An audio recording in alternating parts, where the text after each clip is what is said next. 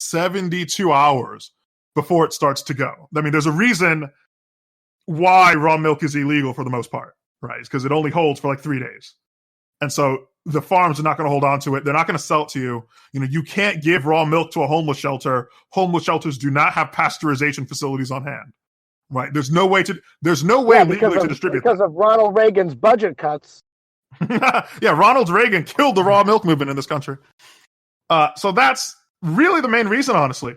And it can't be turned into like, you know, cheese or whatever, because the supply lines for those things are separate for restaurants than they are for consumer products.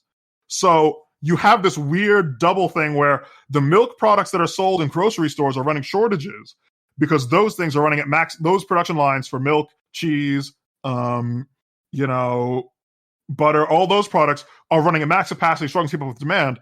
But you like consumers don't buy buckets of sour cream like restaurants do. Yeah. So all of those guys are basically backed up. And those supply lines can't really shift. I read an article, I think it was on Medium.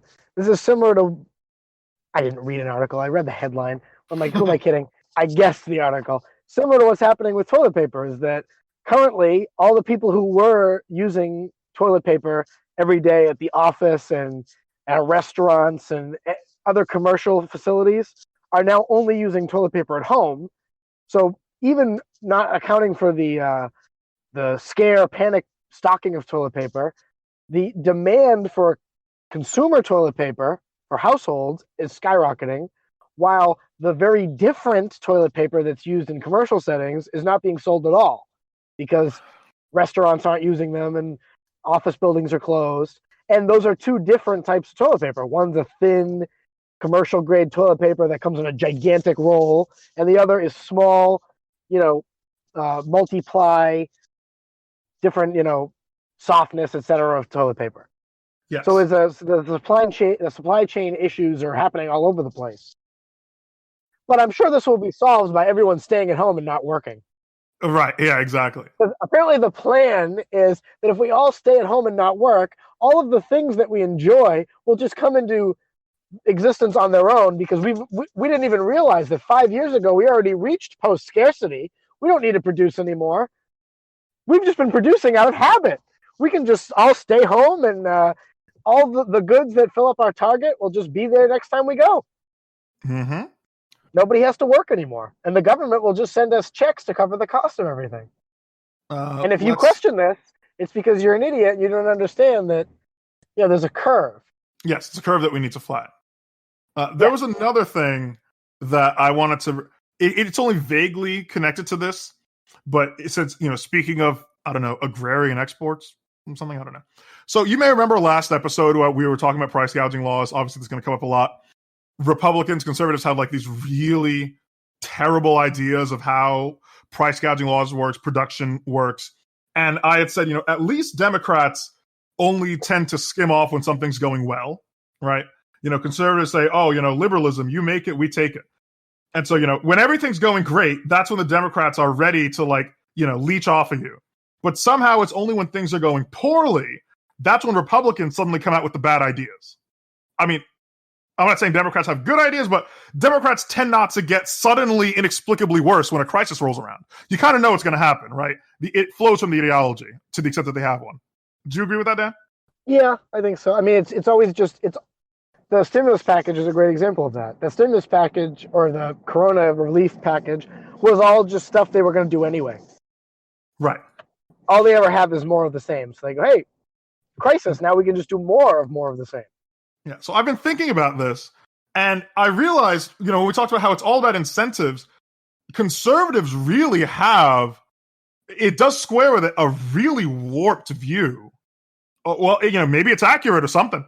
A very interestingly strange and disturbing view of human nature. Because they actually do, as always, accept the leftist presupposition. For them, you know, everybody's property rights exist basically at the mercy of everyone else. For them, you know, the fact that you have a house that isn't being pillaged at this moment is a favor that society is doing for you, and in exchange, it's to incentivize you to be a productive person, right? So under normal circumstances, you have your property rights and you have your profit motive, and that's your incentive to make the society that they enjoy. But when there's a crisis, they expect you to basically just do society a solid and start doing things for free, right? It's not about the actual efficiency of the mode of production. They really think the reason socialism doesn't work is because people just don't have an incentive to work. So it's one thing for conservatives to expect you to work for free in an emergency when a crisis rolls around. To them, you owe it to them to do it. But to build an entire society around that emergency, well, that's not fair, right? That's socialism, that's communism. Things fall apart, people shirk. They kind of give all these incentive-based reasons. But what that means, deep down, is that they agree with Joseph Stalin. They agree that, in fact, the kulaks were hoarding grain. All those people really were just shirking. They just weren't working hard enough. But as far as conservatives are concerned, that was worth it to own the libs. The leftist straw man is true. Conservatives, honest to God, think that the reason socialism doesn't work is because people will just lazily drive themselves into starvation if they don't get, this participation trophy called money. You realize that? Not until you just said it. I mean, does that sound about right? I mean, the part about that conservatives have a limited economic understanding and they think that the only problem with socialism is incentive-based. But all that stuff about the kulaks and all that, I mean, you kind of lost me a little on that. I don't know if I'd take it that far. Okay. I'll try it again. No, don't. I get your point. I'm just saying. Socialism doesn't work because there's no incentive to work. Yeah. The Soviet Union had endemic food shortages. Stands to reason it's because they had no incentive to work. Just that's what conservatives say is the cause of the food shortage. Stalin's response to the food shortage was to accuse the kulaks of not working hard enough and of hoarding food. Yeah. Based on the conservative assumption of why socialism doesn't work. What you're saying. I'm just saying, like, the idea that Ben Shapiro is Joseph Stalin or whatever is just. I'm not saying Ben Shapiro is Joseph Stalin. I'm saying Ben Shapiro can't deny Joseph Stalin's accusations. Oh, okay. No, he would just say that in that specific example, Joseph Stalin was incorrect. Well, we know that.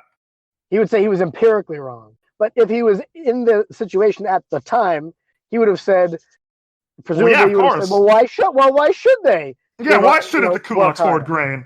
Exactly, that's what Ben Shapiro was saying. He's like, well, of course the kulaks are hoarding grain. There's no incentive for them to work harder. At which point, if anybody who has even like a slight commitment to the idea of a nation state and a collective good will say, oh, it's like that? All right. Yeah.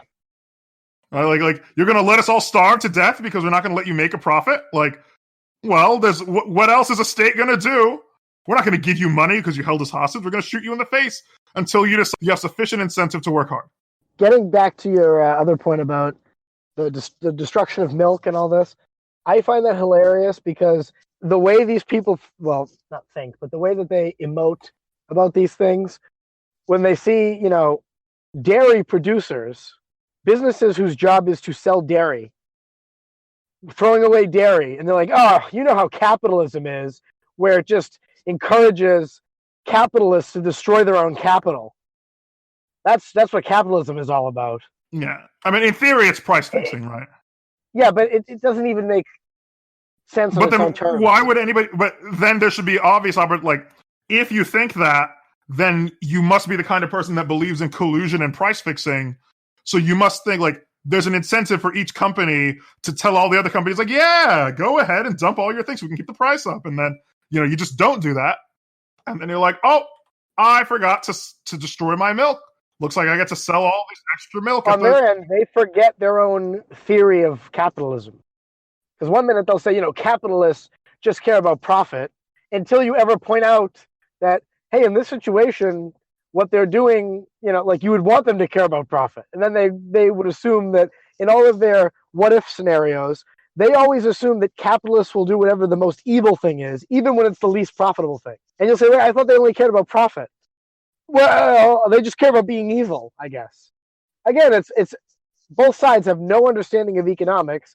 They just think it's as simple as, on one side they think it's, well, we can just have all the things we want. Some jerks just won't let us. And then the other side says, well, those jerks are right not to let you because you're a jerk. Exactly. And it's really Why should annoying they? now that I've noticed that conservatives have started pulling from the libertarian book.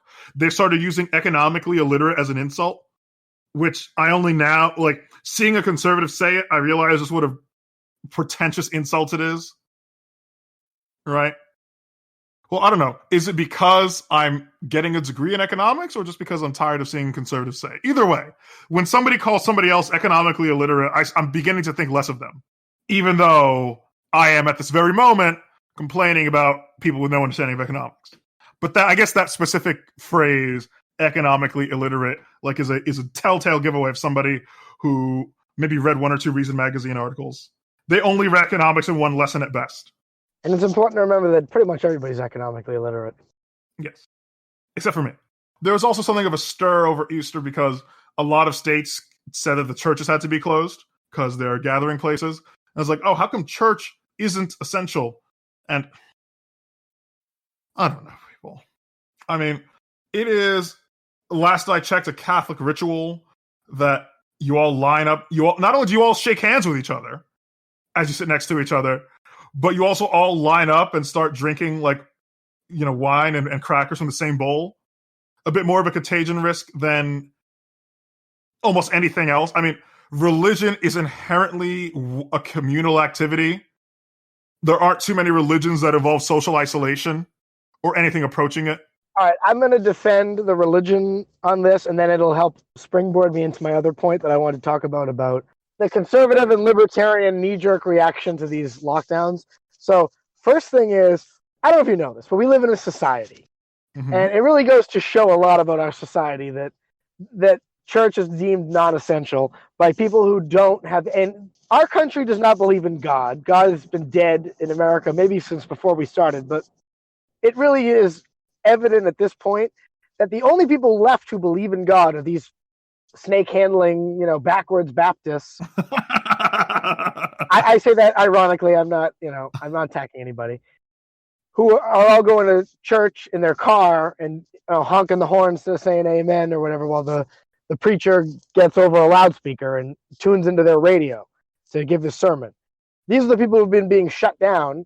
This happened in Tennessee where church services are held in a drive-in theater, and everyone is in their car. No one leaves their car, but because of a Tennessee order to stay inside, they were all ticketed $500 for practicing their religion. And it really goes to show how there's that divide of the people who really believe in their religion would go to church in a time like this, especially in a time like this. I understand it's communal and you're, in a room with people and all this, and it risks spreading. But it's like, it reminds me of that scene in the movie Clue. The religious door-to-door guy rings the doorbell and he tells them, the kingdom of heaven is at hand. And they said, we can't talk to you right now. Get out of here. And he says, your souls are in danger. And she goes, our lives are in danger, you beatnik. That's the whole country. Where, they don't give a fuck about their eternal soul. That's perfectly evidenced by, the Pope telling people not to go to church. We're going to shut down. The Archdiocese is shutting down churches. Why? Because the Catholic Church, the institution of the Catholic Church, doesn't believe in Catholicism. If they did, they would not be telling you, I understand your eternal soul and the sacred, sacraments and getting the... but, there's more important things right now than that, which is you don't want to get sick. No. Christianity has multiple built-in rationalizations against this argument because you're not supposed to tempt the Lord. Also, Jesus declined to jump off a building. Therefore, don't expect God to do anything because if you do, then you're testing him. No, but it's an assumption of risk question, which is that it depends on your risk. For some individuals, yes, if going to church would kill you, pretty much any religious person would say, almost, any reasonable person would say, well, God doesn't want you to be dead, so you can worship at home. But if you're 24 or 26 or 30 and you're healthy and going to church does not pose any substantial risk to your health, it would be insane from the perspective of a person who actually believes in their religion to tell you to not go to church anymore because, you don't want to get the flu. You don't want to catch a cold. The sacraments are supposed to be more important than getting the sniffles. But no one believes that anymore. And that's I think evident by the way that this country's handled it, because almost nobody is resisting that and saying, well, I need to go to church because it's really important. You know, Yeah. that